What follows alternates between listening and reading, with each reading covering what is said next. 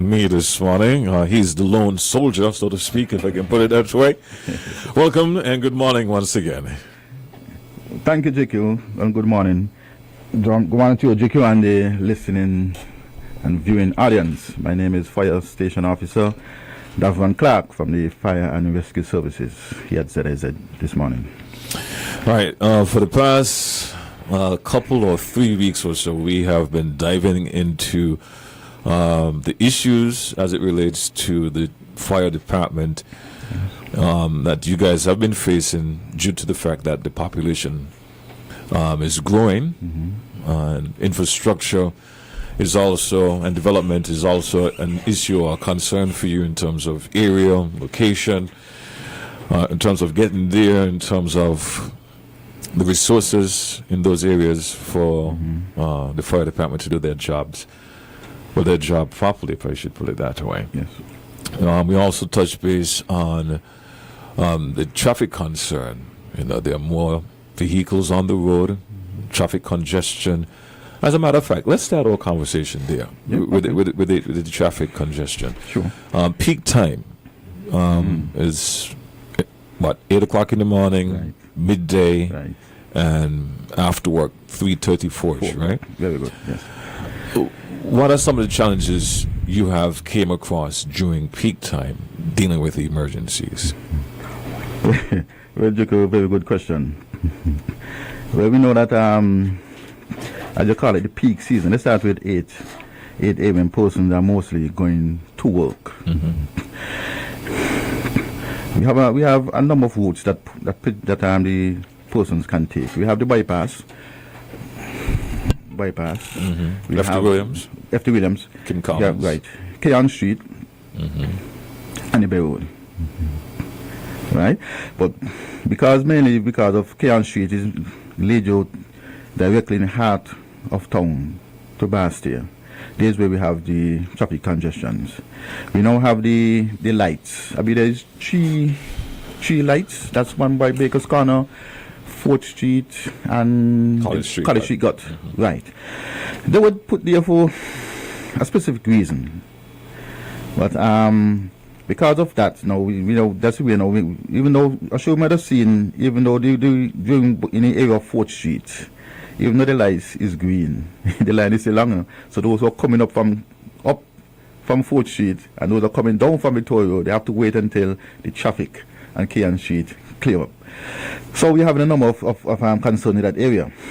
The fire appliance now responding to a call, leaving east, heading to west, and a sort of busy road in that built-up area with traffic is causing real harm. Not only to us, but for the persons who are sitting back and watching the property burn, watching the grass fires going towards their homes. Someone may get in an accident and need extricating, to be extricated. So persons are there, and when we reach now, we are the one who will be getting the blame. Because they're saying, oh, we called you 20 minutes ago, but they're taking, what took you so long? Basically, we cannot do anything in that area. Once we get the call, depends on where the location of the fire is. As I say, we have the Bay Road, Keon Street, or we can also head a bit north and access the bypass road. But depending on where it is, we have to go to Keon Street, along Keon Street. It poses a risk because we have traffic going east and west. We are asking the motorists to clear the way, the path for emergency vehicles. But how can they do that? The only way they can clear the road is if they bump on the sidewalk. But what is happening on the sidewalk? People on the sidewalk. So it's not only the vehicle. We want to reach out to the person who are driving. We also need to reach out to the pedestrians who are walking as well, because that might be the only way in which we can allow the fire plans to pass any emergency vehicle by bumping the sidewalk. But persons are on the sidewalk walking. So if we can have a little communication, maybe just blowing off your horn and just indicating, please move a little bit. Over there by the cable, there's a nice path for persons to park. But again, persons are walking on the sidewalks. We don't want to be blasting our siren and our horn, because that's in a way we're going to frustrate the drivers. The traffic long, the lines are long, we can't go nowhere, you still blowing your horn, what you want me to do? Them person will start to panic, jump on you, bump the sidewalk, and sadly, may want to knock down persons. So we're asking the general public, once it is safe, I'm going to use this word, once it is safe to do so, find the best and appropriate measure or route to take to allow the emergency vehicles to pass. I've seen some person drive down one way, you know. Some person drove down one way just to get out of the traffic way. But I don't think that there should be penalized because once there's an emergency, we have the vehicle. We can always give the assurance that if you have to use a one way, and the traffic department might allow it, just for the sake for the emergency vehicles. I don't think I have a problem. So maybe one of the days, I don't know if you want us to, and there's a police talk, traffic talk. Right, maybe if we could have a merge, maybe the fire and the police coming together. Sure. And if you like, we can probably do that this coming Wednesday, if you like, tomorrow. Wednesday? Okay. If you have time. I will ask management. So yes, we are asking persons to try their best to ease this way. But another thing we're having is obstructions along the roads, the alleyways, and the roadways. Persons like to park directly in front of their home. So we have one on the left, one on the right. I want to park right in front of my gate. I want to park directly in front of my gate, leaving a small, narrow area for people to park. Everybody are ignorant. They don't want to move. I want to park to see if anything happened to my vehicle. I can always look out. We have to understand that country above self. Safety. We don't want a person, because sometimes I know that person that waking up at morning and going outside and seeing a vehicle scratch up and pong up and nobody stopping. Yeah. Right? So there are also some narrow roads. I don't know if you know Wigley Avenue, between Wigley Avenue and Millennia Street. Just down here. There are some small narrow ways leading from Wigley Avenue to the roads, to Millennia Street. Right. Those small alleys. Fire appliance, let's say there's an emergency down in that area, or the ambulance need to go to access someone. It might be very hard because we have persons, even though it's a one lane, parking in these small, narrow alleyways, preventing the emergency vehicle and fire department. So all we have to do, we might just have to stay on Wigley Avenue, but a particular playing field, and 1, 3 to 4, 5 hose is going down the road. Yeah. That even going to cause more, ask us to be doing more work because we can just drive down, park up, and start to do our work. Right. So this is another concern for the fire department. So traffic department again will have to come in as it relates to this. So the congestion, the vehicle congestion on the road, and persons are not adhering to the sirens, and they're parking wherever they feel like along the roadways and the alleyways. We are asking persons to try to use the best discretion and remember that any time that an emergency can happen, to try your best to clear up these areas. So that is it for the traffic aspect of it. What about the new developments now? You have a number of new developments in St. Kitts. What are your concerns as it relates to those areas? Housing development, let's start with housing development. Well, firstly, most of these developments they are going down, but they're not any smooth road for us to access. There are not enough hydrants, and some of the buildings are going down, and fire department, in my interpretation, do not really know the type of structures that are going down, the type of materials that these buildings are being used to build these buildings, right? So water is an issue. Getting access to these businesses and residences is also an issue. And for us to go and effectively perform our duties, that is as well, because there are so many houses and so on going on, but we still have the limited amount of manpower, the human resource. That is also a concern. When we had maybe 1,000 persons living in an area, 300 houses, we're now seeing maybe 2,000 persons because there are an additional 100 houses gone down with the same 6, 7, 8 officers and their plans to respond on a daily basis. We are being tasked in such a way that we have to put out more with limited of manpower. How often do you see structure fires? Well, I can say that for the years thus far, we are seeing a bit of decrease. One, because of the talk show. Thank you very much. Persons are listening to the talk shows. They are now being aware about the hazards in the areas. The children are attending our summer camps. We are also going out to businesses and teach them about the fire safety aspects. We are also going out in the schools and teach them about fire safety. So overall, we are seeing a decrease in the total amount of structural fires. And we're very pleased to hear that. And I think the insurances are very pleased to hear that as well. So there must be a partner between insurance and fire department to ensure that we get this message out and continue to send out the fire prevention tips. So I want to comment, in our time we come here to bash the general public. We want to thank you for adhering to the fire prevention tips and asking the continuous, we'll be continuously educating you all so we can have a more decrease, maybe zero. So next time we come here, next quarter, we'll be able to say that there was zero structural fire both in St. Kitts and Nevis. Do you have any particular area that you see structural fire happening based on your history? And are those areas some concern in terms of fire hydrants and ease of access for traffic? Yes. They are spread out in a wide area. So, but mostly we have been seeing some, you could say, in the Irish Town area, because we are seeing that we still have those boathouses from the past, and they're so compact, so close. Mostly what we are seeing that these, I don't want to say that word in the ear, persons who are mentally challenged persons, they're somewhat going to these abandoned buildings and maybe smoke and drop their butts and leave, or they just start to light fires and just turn off.